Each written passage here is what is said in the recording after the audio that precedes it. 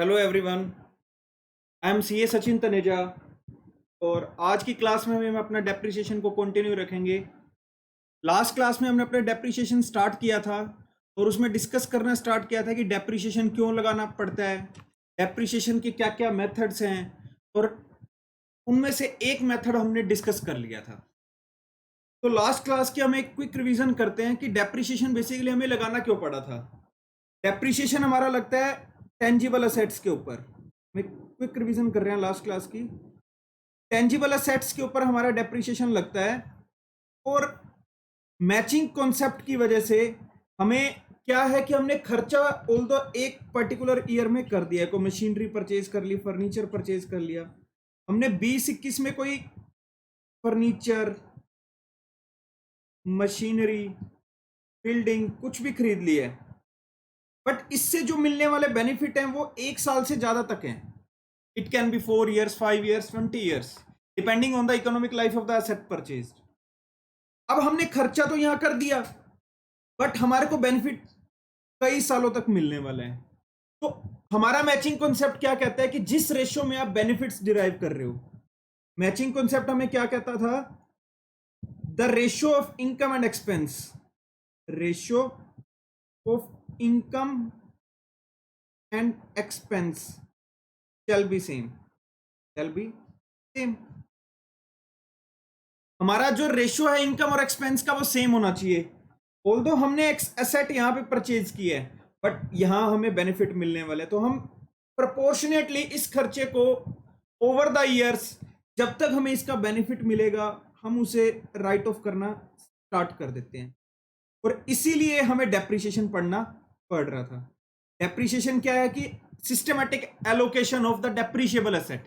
आप systematic allocation कर रहे हैं डेप्रिशिएबल एसेट की। डेप्रिशिएबल एसेट मतलब वो एसेट जो हमें ओवर द ईयर्स बेनिफिट देती है for more than one accounting period, depending upon the economic life. 2 साल, 4 साल, 5 साल, 20 साल, एनी ईयर्स। हमें एक साल से एक अकाउंटिंग पीरियड से ज्यादा बेनिफिट देगी तो वो डेप्रिशिएबल एसेट होगी। और हम जो डेप्रिसिएशन की हम बात कर रहे हैं, यहां हम कह रहे हैं कि सिस्टमैटिक एलोकेशन की बात कर रहे हैं। हम यहां पर सिस्टमैटिक एलोकेशन की बात कर रहे हैं कि हम यहां सिस्टमैटिक एलोकेशन कर रहे हैं। वो हमें केस टू केस पढ़ना पड़ता है। और लास्ट क्लास में हमने देखा था कि एक एग्जांपल से भी समझने की कोशिश की थी कि 5 ब्रदर्स थे। 5 ब्रदर्स को वो कैसे डील कर रहे थे, 5 ब्रदर्स जो थे वो कैसे डील कर रहे थे। 5 ब्रदर्स आपको कह रहे थे कि बाबूजी, एक भाई कहता है कि ए को फादर साहब सारा काम कह दें और पॉकेट मनी सबको मिले। पॉकेट मनी क्या मिल रही है, पांचों भाइयों को मिल रही है, और पापा जी जो है उनके वो काम सारा ए को कह रहे हैं। ए विल फील बैड कि बेनिफिट सभी भाइयों को मिल रहा है और काम सिर्फ मुझे कहा जा रहा है, तो ए को बुरा लगेगा। सेम ऐसे अगर हम कोई टेंजिबल एसेट खरीदते हैं जिसका बेनिफिट हमें एक अकाउंटिंग पीरियड से ज्यादा मिलने वाला है, बट हम उसका बर्डन सिर्फ एक पर्टिकुलर ईयर के प्रॉफिट एंड लॉस में डाल दें, अगर हम उसका बर्डन सिर्फ एक पर्टिकुलर ईयर के प्रॉफिट एंड लॉस में डाल दें, तो that is not good, that is not good. तो हमें वहां क्या करना है, डेप्रिसिएशन लगाना है। डेप्रिसिएशन क्या कर रहे हैं हम, इसकी जो कॉस्ट है, जो डेप्रिशिएबल असेट की कॉस्ट है, डेप्रिशिएबल असेट की जो कॉस्ट है उसे हम सिस्टमैटिकली एलोकेट कर रहे हैं, सिस्टमैटिक एलोकेशन कर रहे हैं डिफरेंट ईयर्स में, depending upon the case to case ये वेरी करेगा आपका। तो ये डेप्रिसिएशन था कि अब हमें सर समझ आ चुका है कि डेप्रिसिएशन हम टेंजिबल एसेट में लगाते हैं जो हमें एक अकाउंटिंग पीरियड से ज्यादा बेनिफिट देते हैं, और ये मैचिंग कॉन्सेप्ट की वजह से लग रहा है। फिर हमने इसका एक मेथड हमने देखा था कि डेप्रिसिएशन के 2 मेथड होते हैं। डेप्रिसिएशन के 2 मेथड होते हैं जिसमें से मेन 2 मेथड्स हैं तो कई मेथड्स, जो हमारे हम मेन पढ़ते हैं वो होते हैं हमारे एसएलएम एंड डब्ल्यूडीवी। हमने एसएलएम मेथड को लास्ट क्लास में डिस्कस करना स्टार्ट किया था। एसएलएम मेथड जब हम पढ़ रहे हैं, इसका मतलब है straight line method, equal proportion कर रहे हैं हम, जो कॉस्ट का वो इक्वल प्रोपोर्शन कर रहे हैं उसके लाइफ में। हम ये एज्यूम करके चल रहे हैं जो बेनिफिट आने हैं उससे वो ओवर द ईयर सेम रहेंगे। हमने कोई भी जो टेंजिबल एसेट, डेप्रिशिएबल एसेट खरीदी है, फर्नीचर खरीदा है, वो 10 लाख का खरीदा है, हमारे को जो इससे बेनिफिट मिलने वाले हैं वो ओवर द ईयर सेम मिलने वाले हैं। तो एसएलएम कहता है कि बाबूजी आप ऐसे कर दो, सेम ईयर अगर आपको सेम बेनिफिट्स मिलने वाले हैं ओवर द ईयर्स, तो आप इसको सिस्टमेटिकली सेम एलोकेट कर दो। वो क्या कहता है, 10 lakh upon 5 assuming no residual value. हमने लास्ट क्लास में रेजिडुअल वैल्यू का केस लिया था। Assuming no residual value, no residual value, scrap value, salvage value, कोई सैल्वेज वैल्यू नहीं है जी। मशीन कबाड़ के रेट पे नहीं मिलेगी, इसकी इकोनॉमिक लाइफ खत्म, तो इसको कोई नहीं खरीदने वाला। तो अब इसकी इकोनॉमिक लाइफ है 5 years, number of years economic life है वो 5 ईयर्स है। अब हमारा क्या है, एसएलएम क्या कह रहा है, ये जो फर्नीचर खरीदा है मैंने, ये मुझे over the year same benefit देने वाला है, ये मुझे over the year same benefit देने वाला है। तो अब मैचिंग कॉन्सेप्ट क्या कहता है, the ratio of income and the expense shall be same, the ratio of income and expense shall be same. तो अब मैं क्या करूंगा, अपो माइनस 0 रेजिडुअल वैल्यू 0 अपॉन 5, हर साल 2 लाख इक्वली एलोकेट कर दूंगा, हर साल 2 लाख इक्वली एलोकेट कर दूंगा। अब मेरा क्या हो रहा है, 2 लाख यहां एलोकेट, 2 लाख यहां एलोकेट, 2 लाख यहां एलोकेट, 2 लाख यहां और 2 लाख यहां। ये इससे क्या हुआ, जैसे वो 5 भाई में से अगर सारा बर्डन हम एक भाई के ऊपर डालते तो उसे बुरा फील हो रहा था कि सर आप ये मेरे साथ नाजायज कर रहे हो, कि बेनिफिट जो फादर साहब हैं वो पॉकेट मनी पांचों को दे रहे हैं, यानी इसका जो बेनिफिट है वो 5 ईयर्स तक मिलने वाला है, बट सारा बर्डन अगर मैं इसी कॉस्ट को सेम ईयर के प्रॉफिट एंड लॉस में लेके चला जाता, 20-21 के प्रॉफिट एंड लॉस में लेके चला जाता, तो क्या हो गया, इसका प्रॉफिट डिक्रीज हो गया, बट जो इससे होने वाली सेल्स थी, यानी अगर हमारा प्रोडक्शन इंक्रीज हो रहा है या मशीनरी, इससे हमारे को जो बेनिफिट हो रहे हैं उससे हमारी जो रिवेन्यू इंक्रीज हो रही है वो 5 ईयर्स तक इंक्रीज हो रही है, बट हमने बर्डन क्या डाल दिया, सिर्फ एक अकाउंटिंग पीरियड में डाल दिया, दैट इज नॉट गुड। तो हमने इसलिए एलोकेट करना स्टार्ट कर दिया। अब उस भाई को भी बुरा नहीं लग रहा कि फादर साहब पॉकेट मनी भी सबको दे रहे हैं, तो बर्डन भी सब पे इक्वली डाला है कि भैया काम तू भी कर, तेरे को ये काम डिपार्टमेंट संभालना है, घर से बाहर सामान लेके आना तुझे करना है, घर का कोई छोटा मोटा काम करना है तुझे करना है, तुझे अगर ये काम करना है, तो उनमें equally proportionately depending on the nature of burden हमने सारा काम बांट दिया। ऐसे ही हमने डेप्रिसिएशन को बांट दिया। अब वो अच्छा महसूस कर रहे हैं, true and fair view. Sir यहां पर ये ट्रू एंड फेयर व्यू क्यों आ रहा है बार बार?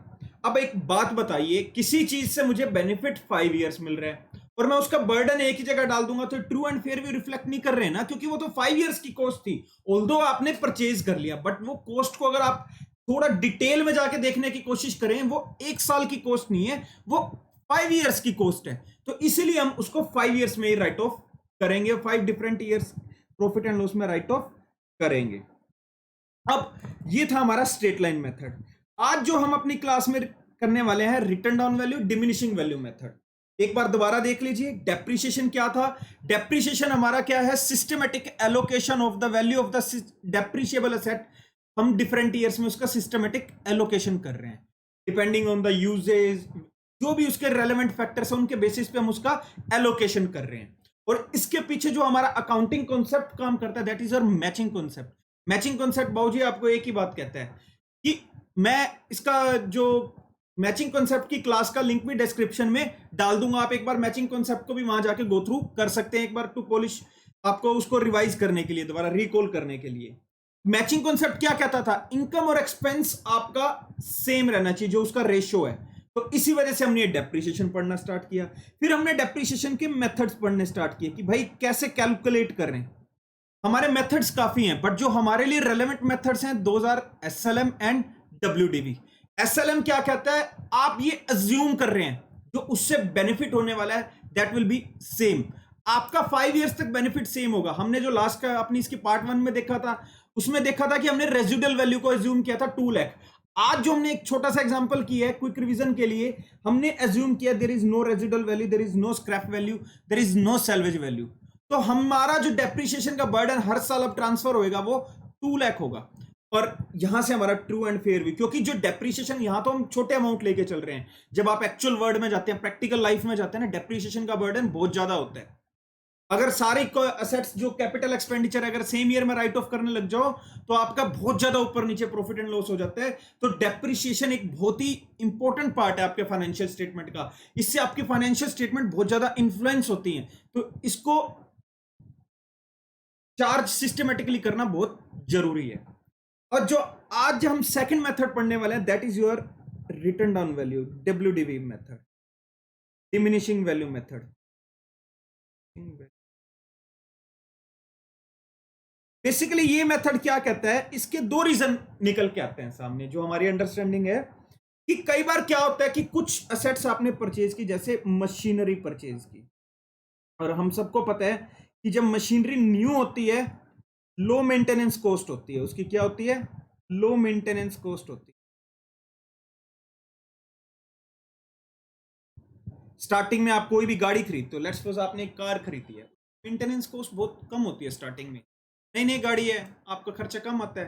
पर जैसे जैसे गाड़ी पुरानी, क्लच प्लेट्स हो गई, टायर्स हो गए, और भी छोटे मोटे खर्चे गाड़ी बहुत मांगने लग जाती है।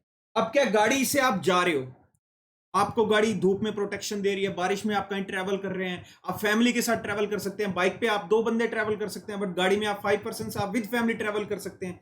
तो जो बेनिफिट है वो तो चाहे 5th ईयर में, चाहे 4th ईयर में, चाहे 1st ईयर में, वो गाड़ी के बेनिफिट सेम है। बट अब क्या है, आप एक एज्यूम करके चलिए केस को, यहां पर भी बेनिफिट जो कार आपने ली, let's suppose machinery is your vehicle, car है आपकी, यहां भी आप 5% जा रहे हो। अब गाड़ी ऐसा तो है नहीं जब आप 5th ईयर में जाओगे गाड़ी कहेगी अब से आना, मैं चार बंदे, 5वां बंदा अलाउड नहीं है, चलो चलो बाहर चलो, ऐसा तो है नहीं। अब आपने दिल्ली टू मुंबई जाना है, वाया कार ट्रैवल कर रहे हैं, क्या ठीक है एक रोड ट्रिप मारना है, अब 5 जा रहे हैं तो वो 5 तब भी आपको लेके जाएगी गाड़ी, और आप 5th ईयर में तो भी गाड़ी लेके जाएगी। तो बेनिफिट्स तो हमें सेम है, बट क्या है, स्टार्टिंग में लो मेंटेनेंस कॉस्ट थी और लेटर ईयर्स में हाई मेंटेनेंस कॉस्ट होगी आपकी।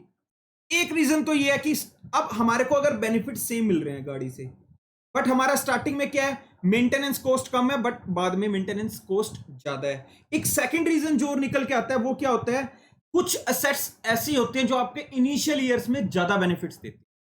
कुछ असेट्स क्या होते हैं, maximum benefits in initial years,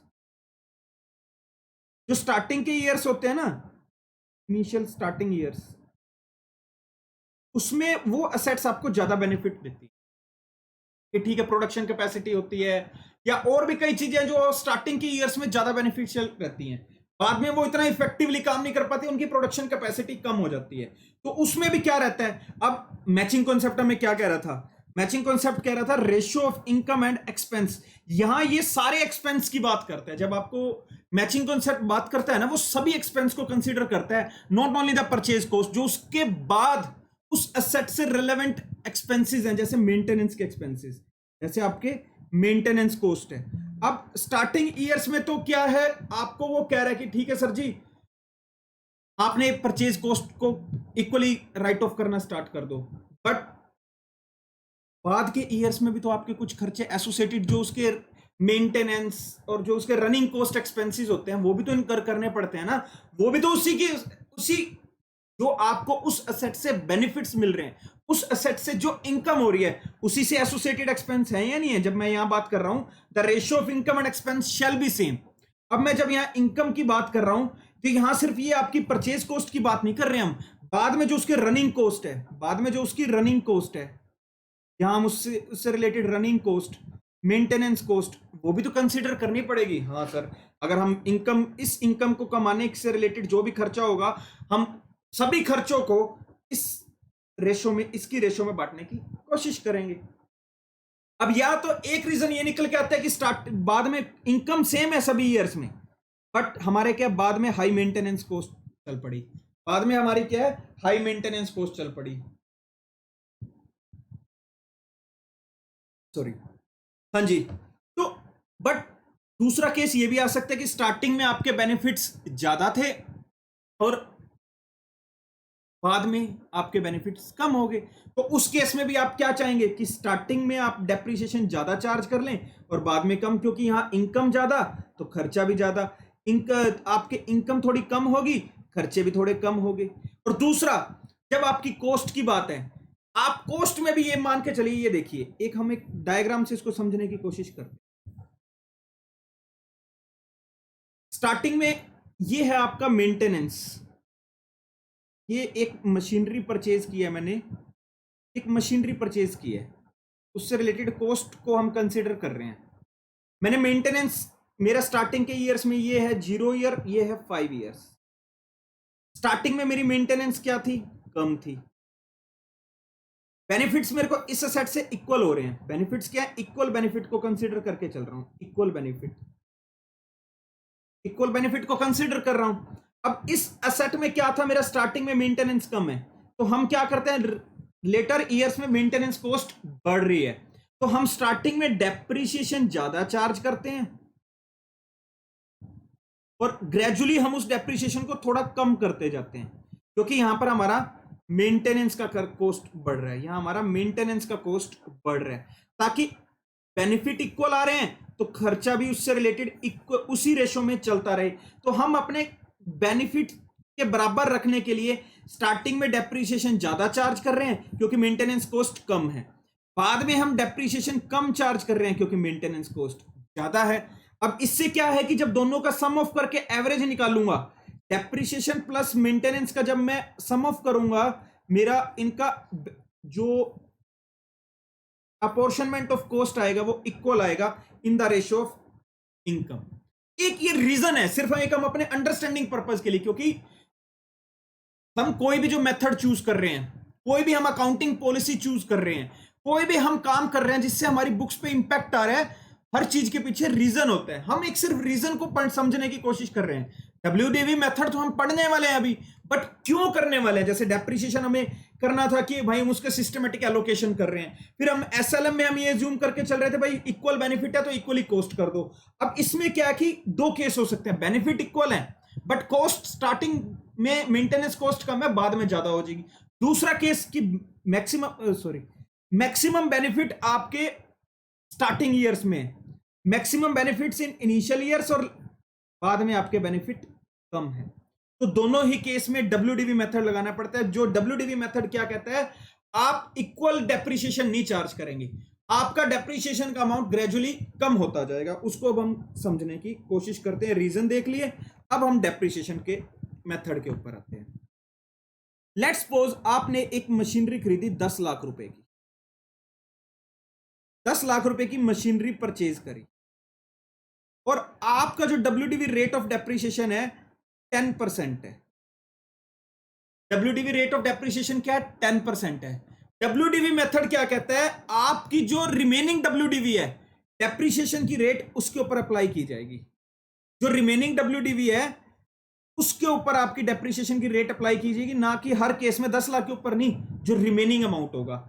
जैसे कि अगर अब जब मैंने 1/4/2020 को मशीनरी खरीदी, तो मशीनरी टू बैंक मैंने एक एंट्री कर दी, machinery account debit to bank account 10 lakh, 10 lakh being machinery purchased.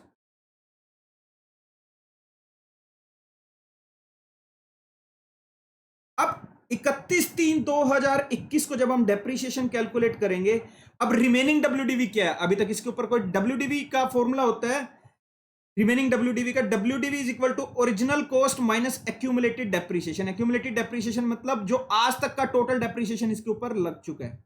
अब इस केस में अभी तक तो डेप्रिसिएशन लगा नहीं, तो फर्स्ट ईयर में जो डेप्रिसिएशन कैलकुलेट होगा that will be calculated on the original cost, क्योंकि अभी तक तो एक्यूमुलेटेड डेप्रिसिएशन क्या है, नील है। तो जब ये नील हो गया तो सारा का सारा डेप्रिसिएशन इस पे कैलकुलेट होगा। तो आपकी डेप्रिसिएशन की कैलकुलेशन होगी ₹10 lakh into 10/100. Rate was given. Rate will always be given in the question. Please note, आपको जो rate of depreciation है, it will be given in the question. Sometimes क्या होता है, मोस्टली हमारे जो SLM के मेथड है, प्लीज ध्यान दीजिएगा, वो नंबर ऑफ ईयर्स में होते हैं, वो नंबर ऑफ ईयर्स में गिवन होगी कि लाइफ गिवन होगी। बट समटाइम्स आपको SLM में भी रेट ऑफ डेप्रिसिएशन गिवन होगी, वहां स्पेसिफिकली मेंशन होगा कि 10% रेट ऑफ डेप्रिसिएशन, उसमें हर साल आपका 10 लाख पे 10% अप्लाई किया जाएगा, क्योंकि उसमें तो इक्वली अपॉर्शनमेंट करना है। जैसे 20% हो गया, 20% हो गया तो हर साल 2 लाख ही कैलकुलेट निकल के आएगा, उसमें WDV का कोई कॉन्सेप्ट नहीं है। बट आपने ये चीज ध्यान रखना है, कई बार क्वेश्चन आपको घुमा देता है, रेट ऑफ डेप्रिसिएशन दे देता है 20% एंड SLM लिखा होता है, तब बच्चे जल्दबाजी में उसको WDV समझ के सोल्व कर देते हैं। ध्यान रखना है, question is more important than your answer. आपको पहले समझना है कि आपसे मांगा क्या गया है। WDV जो रेट ऑफ डेप्रिसिएशन है वो WDV की है या SLM की है। मोस्टली आपको ऑल्दो नंबर ऑफ ईयर्स में गिवन होता है जो SLM का क्वेश्चन है, बट कई बार बच्चों को कंफ्यूज करने के लिए पहले आपको दे देंगे रेट ऑफ डेप्रिसिएशन की। रेट ऑफ डेप्रिसिएशन क्या है जी? 20%। एंड यूज, आखिरी में एक छोटा सा लिख देंगे, यूज स्ट्रेट लाइन मेथड। अब बच्चा मर गया, बच्चा फटाफट करते हैं, अच्छा जी ठीक है जी 20% रेट ऑफ डेप्रिसिएशन अप्लाई करना है, और वो नहीं सोचता कि SLM है, वो सीधा WDV पे चला जाता है। नहीं, मैं अगेन रिपीट कर रहा हूं कि मोस्टली केसेस में हमें नंबर ऑफ ईयर्स गिवन रहेगा, बट कई बार SLM में भी रेट ऑफ डेप्रिसिएशन गिवन रहता है, तो वहां हमें थोड़ा सा एहतियात बरतनी है। हमें देखना है कि रेट ऑफ डेप्रिसिएशन SLM का है या WDV का है। SLM क्या तो हर साल ओरिजिनल कॉस्ट पे ही अप्लाई होगा, उसमें कोई WDV का कॉन्सेप्ट ही नहीं है। हर साल 10 लाख इंटू 20%, बात खत्म जी, ₹2 लाख। इसमें कोई WDV का कॉन्सेप्ट नहीं है। बस अब इसी अमाउंट को हर साल राइट ऑफ करना स्टार्ट कर दो। इसमें ये नहीं है कि original cost minus accumulated depreciation फिर उसके ऊपर कैलकुलेट करो, नहीं। इसमें सीधा एक बार अमाउंट कैलकुलेट करो, ओरिजिनल कॉस्ट के ऊपर अप्लाई करो और उसी अमाउंट को हर साल राइट ऑफ करना स्टार्ट कर दो। तो आपने यहां ये थोड़ा चेक पॉइंट है आपका, इसको नोट डाउन कर लीजिए कि क्वेश्चन में मोस्टली वैसे जो रेट ऑफ डेप्रिसिएशन का क्वेश्चन आएगा WDV का होगा, बट जरूरी नहीं है कि हर बार WDV का होगा। कई बार आपको वो SLM का भी आ जाता है। तो वहां हमें ध्यान रखना है कि बच्चों को आदत होती है कि नंबर ऑफ ईयर्स होता है SLM का, रेट ऑफ डेप्रिसिएशन हमेशा WDV का होता है। नहीं, कई बार वो आपसे यहां भी घुमा के लेके आ जाएगा आपको, और बच्चा बिना देखे समझे क्वेश्चन सोल्व कराएगा और घर आके देखेगा ओ ये तो हमने WDV कर दिया, करना SLM था। आप चाहे पूरा क्वेश्चन ठीक करके आए हो, एग्जाम में नंबर नहीं मिलेंगे आपको। फिर बच्चे कहते हैं अरे सर नंबर नहीं मिले, क्योंकि आपने क्वेश्चन अच्छे से नहीं पढ़ा था। Before starting answering you need to understand कि हमें क्वेश्चन को अच्छे से समझना है। 10 लाख, हाँ जी। अब आगे वापस यहाँ पे ₹1 लाख। अब आपने यहाँ कैलकुलेट कर लिया, सर ये हमारा हो गया फर्स्ट ईयर का डेप्रिसिएशन कैलकुलेट हो गया। अब हमने क्या करना है, हमारा डेप्रिसिएशन निकल गया, अब हम इसकी जर्नल एंट्रीज पार्ट कर देंगे। Depreciation account debit,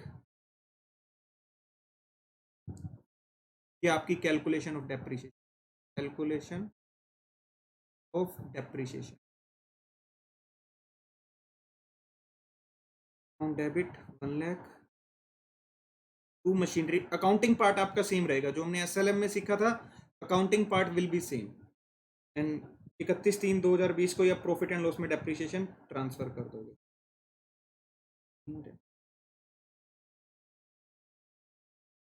depreciation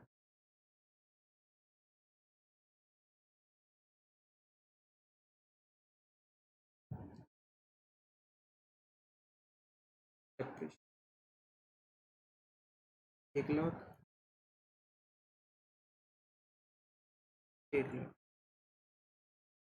being depreciation transfer to profit and loss, transfer to profit and loss। ये अब आपका 31/3/21 की जो फर्स्ट ईयर की अकाउंटिंग है वो कंप्लीट होगी। 31/3/21 की अकाउंटिंग कंप्लीट होगी। अब सेकंड ईयर में आप आ जाएंगे। सेकंड ईयर में आए तो आप आगे 31/3/2022 को। अब सबसे पहले डेप्रिसिएशन की कैलकुलेशन, कैलकुलेशन ऑफ डेप्रिसिएशन, ये मैं अलग से कर रहा हूं, आप एक बार में भी कर सकते हैं कि मैं तो समझा रहा हूं। कैलकुलेशन ऑफ डेप्रिसिएशन, तो आपका क्या रहेगा, WDV निकालेंगे। सबसे पहला स्टेप रहेगा WDV। इस दिन की WDV क्या होगी, original cost, cost minus accumulated depreciation. Accumulated depreciation मतलब depreciation till date, till date जो आज की डेट तक का डेप्रिसिएशन है। सर हमारी ओरिजिनल कॉस्ट थी ₹10 लाख, जो आज तक का डेप्रिसिएशन लगा हुआ है वो है ₹1 लाख। कौन से ईयर का, 2021। तो अब हमारी जो WDV निकल के आई है 9 लाख। हमारी WDV क्या निकल के आई है सर, 9 लाख। अब इसके ऊपर हम रेट ऑफ डेप्रिसिएशन कैलकुलेशन करेंगे। Depreciation is equal to 9 lakh into 10/100। अब आया सर, अब यहां पे आप क्या कह रहे हो, यहां हम note 1 lakh, note 10 lakh, important. वहां एसएलएम में जब आप कैलकुलेट कर रहे थे बच्चों, एसएलएम में सिर्फ एक बार रेट अप्लाई किया, बात खत्म, हर साल 2 लाख 2 लाख 2 लाख 2 लाख 2 लाख। जब आप यहां बात कर रहे हो बच्चों, यहां आपको हर साल ये अमाउंट कैलकुलेट करना होगा। पहले डेप्रिसिएशन कैलकुलेशन के लिए पहले आपको डब्ल्यूडीवी कैलकुलेट करनी होगी ऑन दिस डेट, और उसका फॉर्मूला रहता है original cost minus accumulated depreciation. Accumulated depreciation means आज तक इस पे कितना डेप्रिसिएशन लग चुका है, तो डेप्रिसिएशन टिल डेट। फिर मैंने डब्ल्यूडीवी निकाली, इस डेट की डब्ल्यूडीवी 9 लाख, और उस 9 लाख के ऊपर मैंने रेट ऑफ डेप्रिसिएशन अप्लाई कर दिया, तो मेरा आ गया 90,000। यानी मेरा इस साल का डेप्रिसिएशन क्या है, 90,000।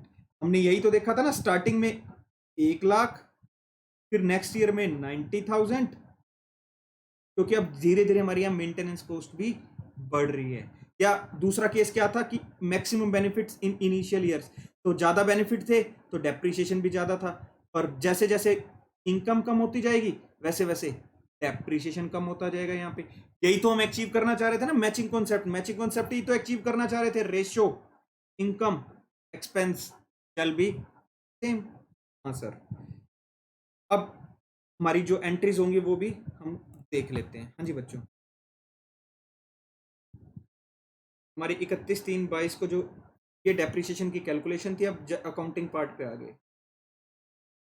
Depreciation account debit, accounting same रहेगी, ध्यान रखना है, सिर्फ अमाउंट चेंज होगा, उसके अलावा सब सेम रहेगा। बच्चे कंफ्यूज हो जाते हैं, सर डब्ल्यूडीवी एसएलएम में क्या हमारी अकाउंटिंग भी चेंज हो जाती है? नहीं, बिल्कुल नहीं, accounting will always be same. Depreciation and again it is transferred to profit and loss to depreciation।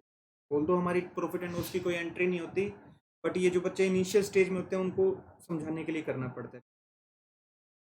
Depreciation transfer to profit and loss 90,000। अब थर्ड ईयर में हमारा 31/3/22 का हो गया। मैं एक चार्ट से भी आपको समझाने की कोशिश,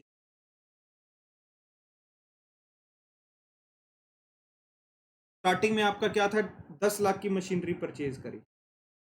हाँ सर, 1/4/2020 को आपने मशीनरी परचेज। फर्स्ट ईयर को जो अब आप डेप्रिसिएशन चार्ज कर रहे थे 31/3/21 को, आपने डब्ल्यूडीवी निकालने की जरूरत ही नहीं थी, क्योंकि यहाँ अब तक तो कोई डेप्रिसिएशन लगा नहीं था। हाँ सर, नहीं लगा था, तो आपने जो रेट अप्लाई किया वो 10 लाख इंटू 10/100 कर दिया, तो आपको जो डेप्रिसिएशन निकल के आ गया 1 लाख निकल के आ गया, 1 लाख निकल के आ गया।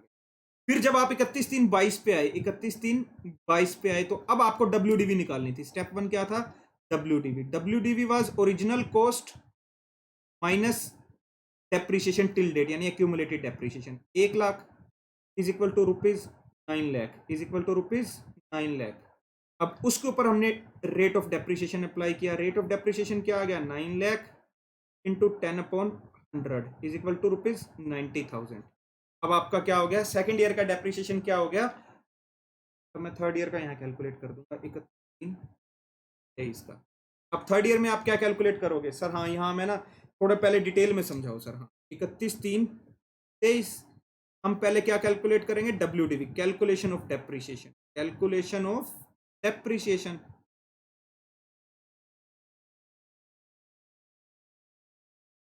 डब्ल्यूडीवी पहला स्टेप क्या है, WDV original cost minus accumulated depreciation, मतलब डेप्रिसिएशन टिल डेट, जो आज तक का डेप्रिसिएशन लग चुका है। Original cost was rupees 10 lakh, original cost was rupees 10 lakh, rupees 10 lakh minus 1 lakh कौन से ईयर का था सर, 20-21 का। 90,000 सर कौन से ईयर का था, 21-22 का। तो हमारी जो डब्ल्यूडीवी आती है 31/3 डब्ल्यूडीवी ऑन 31/3/23 पे हमारी जो डब्ल्यूडीवी है वो क्या आई है, 8,10,000, 8,10,000। 1/4 को भी, 1/4 को वैसे कंसीडर करनी होती है, बट हमने लास्ट डेट पे कैलकुलेट कर रहे हैं, कोई नहीं, हम आने वाले क्वेश्चंस में और भी देखेंगे। 1/4 के कैलकुलेट करने होते हैं, फिर उसको देखना होता है कितने टाइम तक यूज हुए। तो इसमें हमारे सारे क्वेश्चन में 12 महीने ही आ रहे हैं, तो एक बार हम वो प्रोस्पेक्ट को कंसीडर नहीं कर रहे। तो अब रेट ऑफ डेप्रिसिएशन अप्लाई की मैंने, अब मैं 10 लाख पे अप्लाई नहीं करूंगा अगेन, ना 9 लाख पे अप्लाई करूंगा, ना मैं 9 लाख पे अप्लाई करूंगा, जो मेरा 9 लाख था ना, तो अब मैं 9 लाख पे अप्लाई करूंगा ना 10 लाख पे अप्लाई करूंगा। I will apply it on ₹8,10,000। सिर्फ एक यही चीज एसएलएम में अलग है, डब्ल्यूडीवी में लगे। एसएलएम में आप सभी ईयर में इसके ऊपर अप्लाई कर देते हैं। अगर आपका रेट ऑफ डेप्रिसिएशन का भी क्वेश्चन आ जाता था ना, आप सारा अमाउंट इसी पे अप्लाई करते थे और बात जी खत्म। यहां आप वो नहीं कर रहे, यहां आप डिफरेंट डिफरेंट अमाउंट के ऊपर अपना डब्ल्यूडीवी कैलकुलेट कर रहे हो। क्यों? आपको हर साल की डब्ल्यूडीवी कैलकुलेट करने, फिर उसके ऊपर अमाउंट कैलकुलेट करने। हाँ सर, हमें समझ आ रहा है। 8,10,000 इंटू 10/100, 81,000 ओपनिंग डब्ल्यूडीवी होती है वैसे, ओपनिंग डब्ल्यूडीवी उसके ऊपर हम कैलकुलेट करते हैं। हम पर डेप्रिसिएशन की कैलकुलेशन हम 31/3/23 को कर रहे हैं ईयर एंड पे, तो हम ये कर रहे हैं इसके 81,000। अब भाई सर क्या डेप्रिसिएशन की एंट्री भी चेंज हो जाएगी? अब है ना, अमाउंट पहले सर 90,000 था सर, यहाँ पर 1 लाख अमाउंट था, यहाँ 90,000 था। अभी हमारा क्या निकल के आया? 10 lakh minus 1 lakh minus 90,000। Sir क्या यहाँ हमारा वो भी चेंज हो जाएगा सर? डेप्रिसिएशन की एंट्री चेंज हो जाती है? नहीं, हमारी डेप्रिसिएशन की entry will always be same. WDV और 22-23, मैं इसको 22-23,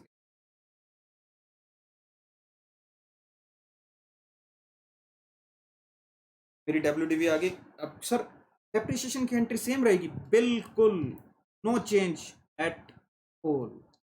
तो depreciation account debit to machinery, क्या एंट्री आएगी? 81,000 और 81,000 बीइंग डेप्रिसिएशन चार्ज। सेकंड आई आपकी इस profit and loss to depreciation 1,000 being depreciation transferred to profit and loss। फिर हमारा फोर्थ ईयर आएगा। अब फोर्थ ईयर हमारे को डेप्रिसिएशन की कैलकुलेशन करनी है, यानी 31/3/24 को, 31/3/24 को।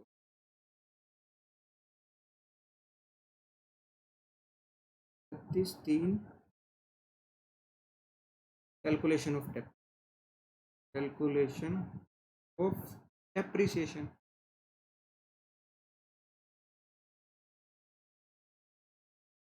कैलकुलेशन ऑफ डेप्रिसिएशन में सबसे पहले डब्ल्यूटीवी कैलकुलेट करो और 23/24, इसको क्लोजिंग की जगह लिख रहा हूँ, 23/24 की डब्ल्यूटीवी कैलकुलेट करो, क्योंकि हमारे को वैसे तो ओपनिंग कैलकुलेट करनी होती है ना।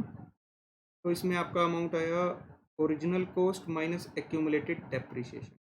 Original cost was ₹10 lakh minus 1 lakh और 20-21। वैसे आप इसको प्लस इकट्ठा भी लिख सकते हो, बट आप बच्चों के अंडरस्टैंडिंग के लिए मैं इसको अलग अलग दिखा रहा हूँ ताकि आप बच्चे कंफ्यूज ना हो। इस 22 का 81,000 आपका 22-23, जो इसकी निकल के आएगी वो 7,29,000 निकल, 10 lakh minus 20,000, 7,29,000। WDV is your 7,20,000 हमारी आगे। अब इसके ऊपर डेप्रिसिएशन, स्टेप 1 ये था, स्टेप 2 डेप्रिसिएशन हो गया। 7,29,000 टू 10/100 इज इक्वल टू ₹72,900। अब इसी को आप आगे जर्नल, क्या सर जर्नल एंट्री सर चौथे साल तो चेंज हो जाएंगी? अरे नहीं बाबा नहीं, डेप्रिसिएशन की अमाउंट चेंज हो रही है, एंट्री चेंज नहीं हो रही। चेंज कर दो ना, क्यों कर दें? मेथड चेंज हुआ है, अकाउंटिंग हमारा मेथड चेंज हुआ है टू कैलकुलेट डेप्रिसिएशन। ध्यान दीजिएगा, हमारा मेथड चेंज हुआ है to calculate depreciation, but depreciation की जो अकाउंटिंग पार्ट है, हम सिर्फ नंबर कैलकुलेट कर रहे हैं, अकाउंटिंग चेंज नहीं कर रहे। ठीक है सर, अब हमें समझ आ रही है धीरे धीरे। 5वें साल भी सर एक बार है ना, ये रिमाइंड करवा देना हमें, बिल्कुल हम ये याद दोबारा भी करेंगे। डेप्रिसिएशन चार्ज सर एंट्री अब है ना हम बताएंगे, हाँ भाई बताओ, तुमने ही बतानी है आगे, मैंने थोड़ी बतानी है। Profit and loss debit to depreciation being depreciation transferred to profit and loss. बिल्कुल उचित कहे हैं साहब जी, बिल्कुल उचित कहे हैं। रुपीज ये लिखना जरूरी है, नहीं तो नंबर कटते हैं।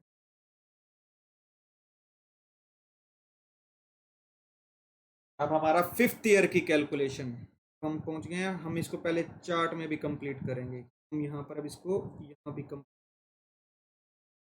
हम इसको यहाँ कंप्लीट कर लेते हैं। 10 lakh minus 1 lakh minus 90,000 minus 81,000, 7,29,000 हमारी WDV आ गई।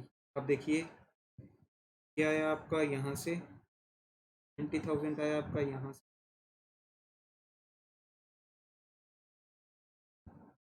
आपने एक्यूमुलेटेड डेप्रिसिएशन सारी कैलकुलेट कर दी।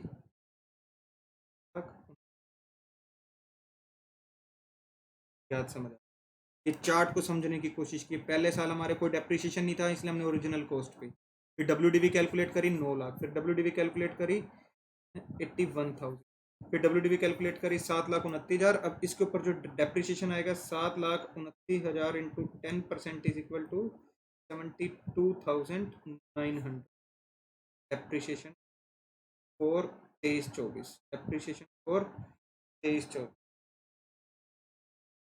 32,325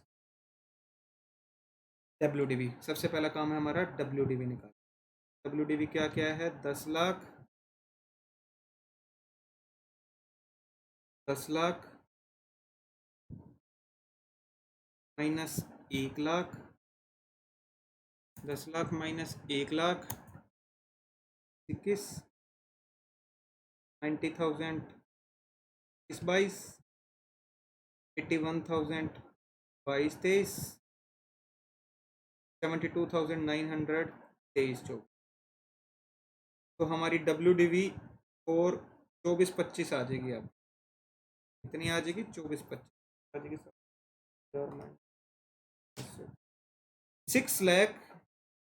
6,56,100 रुपये। इसी पे अब हम डेप्रिसिएशन कैलकुलेट कर डालेंगे। सर हाँ अब हमें समझ आ गया, बिल्कुल 6,56,100 इज इक्वल टू 10/100 is 65,610 आपका depreciation 5th year. Counting sir change कर देते हैं, अब तो लास्ट ईयर है सर, ऐसे करो अब है ना, आप चेंज कर दो। कुछ नहीं करेंगे चेंज, डेप्रिसिएशन की एंट्री सेम रहेगी। ठीक, अब हमें भी याद हो चुका है, अब हमें बार बार तंग मत, फटाफट एंट्री करो आप, जैसे बाबूजी आप कहोगे कर देंगे। To machinery 5,610 being depreciation, profit and loss. फटाफट सर फटाफट, पहले टाइम खराब कर रहे हो आप हमारा, हमें समझ आ चुका है। ठीक है जी,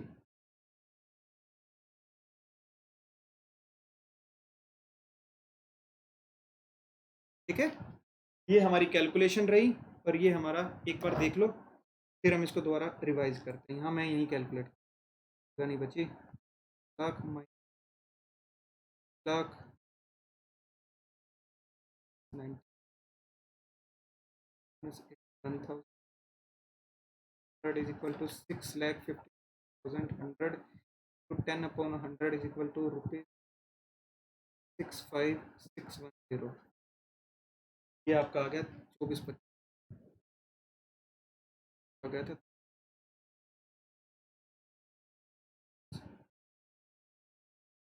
ये आपका एक चार्ट में एक सारी कैलकुलेशन करने की कोशिश की है कि बेसिकली सिर्फ डिफरेंस देखिए। जब हम SLM की बात करते थे, मैं इसके ऊपर सीधा एक रेट अप्लाई कर देता था 20%, 10%, बात खत्म, यहाँ आगे कुछ भी नहीं होता था।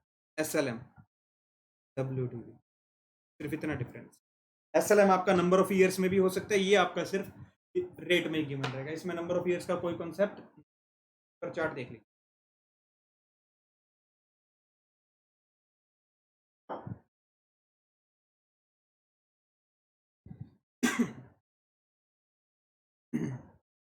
हाँ जी, हाँ सर, हमने चार्ट को देख लिया है। चार्ट क्या कह रहा है सर? हमें चार्ट कह रहा है कि एसएलएम में क्या था, इक्वल प्रोपोर्शनमेंट करते थे। एक बार अमाउंट कैलकुलेट किया, हर साल उसी अमाउंट की एंट्रियां कर रहे हैं और अपना डेप्रिसिएशन फिर आखिरी में जो एसेट सेल परचेज कर रहे थे उसके बेसिस पे जो उसकी आखिरी में सेल हो रही थी। इसमें हर साल हमें कैलकुलेट करना है। इसमें हर साल हमें पहले डब्ल्यूडीवी, फर्स्ट ईयर में कोई एक्यूमुलेटेड डेप्रिसिएशन होता नहीं, आज तक कोई एक्यूमुलेटेड डेप्रिसिएशन तो था नहीं सर, तो इसीलिए पहले हम कोई कैलकुलेशन नहीं करते, फिर हम पहले डब्ल्यूडीवी निकालते हैं, फिर उसको उसी के बेसिस पे काम करते हैं। हाँ जी सर, ये है ना, शुरू से एक बार आप दोबारा रिवाइज करवा दो सर। डेप्रिसिएशन, हाँ जी, डेप्रिसिएशन क्या था? डेप्रिसिएशन था सिस्टमैटिक एलोकेशन। किसका? डेप्रिशिएबल वैल्यू का। डेप्रिशिएबल वैल्यू किसकी? डेप्रिशिएबल एसेट की। Depreciation is the systematic allocation of depreciable value of the depreciable asset. बात सिंपल है। सिस्टमैटिक एलोकेशन क्यों है? क्योंकि मैचिंग कॉन्सेप्ट कह रहा है। मैचिंग कॉन्सेप्ट क्या कह रहा है? बाबूजी आप इनकम 1 साल नहीं खा रहे, इसकी 5 साल खा रहे हैं, तो आप इसके खर्चे भी 5 साल डालो बाबूजी, बात खत्म। आप 1 साल खर्चे नहीं कर रहे तो आप इसके वो भी खर्चे भी 1 साल मत डालो। इसको इसके खर्चों, इनकम की रेशो में खर्चों को राइट ऑफ करना है। और वो 5 भाइयों वाली कहानी देखी हमने। 5 भाई कहते हैं कि पापा जी सारा बर्डन तो मेरे को दे देते हैं, पॉकेट मनी सबको देते हैं। तो फिर फादर साहब भी कहते बेटा बात तो सही कह रहे हैं, सारा बर्डन तेरे पे क्यों आए? बर्डन भी सबके पास जाएगा, जिसके पास पॉकेट मनी जा रही है उन सबके पास बर्डन भी जाएगा। फिर हमने देखे थे 2 methods to calculate the depreciation. अब हमने कह तो दिया सिस्टमैटिक एलोकेशन। अगर सिस्टमैटिक एलोकेशन करना है तो there should be an method to calculate the amount ना। हम आर्बिट्रेरली रैंडमली तो कोई भी नंबर, आज पंडित जी रात को सपने में आया बेटा 1 लाख डाल दियो तेरा कल्याण होगा, अरे पंडित जी बाबा जी हम बात मानते हैं आपकी, बट हमें तो कैलकुलेट करना पड़ेगा ना। हाँ, कैलकुलेट तो करना पड़ेगा।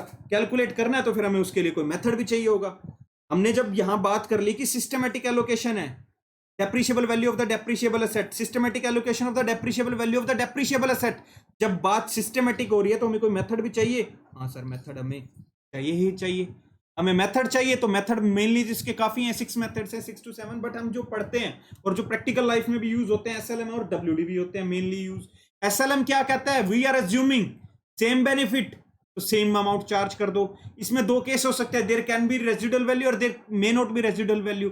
If there is a residual value हम उसको कंसीडर करेंगे कि आपकी अपनी टोटल कॉस्ट में से लेस कर दीजिए और upon the number of years. And when we are talking about the number of years we are talking about the economic life, not the physical life. हम इकोनॉमिक लाइफ की बात करते हैं कि इस एसेट को कब तक यूज किया जा सकता है बिजनेस में, तो हम उसके बेसिस पे अपना अमाउंट कैलकुलेट करते हैं और हर साल उसकी एंट्रीज करके अपना अकाउंटिंग पार्ट कंप्लीट कर लेते हैं। आज हमने स्टार्ट किया था डिमिनिशिंग मेथड। डिमिनिशिंग मेथड कहता है हर साल डेप्रिसिएशन सेम नहीं रहेगा, स्टार्टिंग ईयर्स में ज्यादा रहेगा। स्टार्टिंग ईयर्स में जैसे कि हमने यहाँ चार्ट में देखा है, इस चार्ट में हम देख भी पा रहे हैं 1,90,000, 81,000, 81 रेट ऑफ डेप्रिसिएशन कैलकुलेट नहीं, यहाँ 72,009 और यहाँ 65,610, यहाँ पर आपका आ गया था 81,000 है,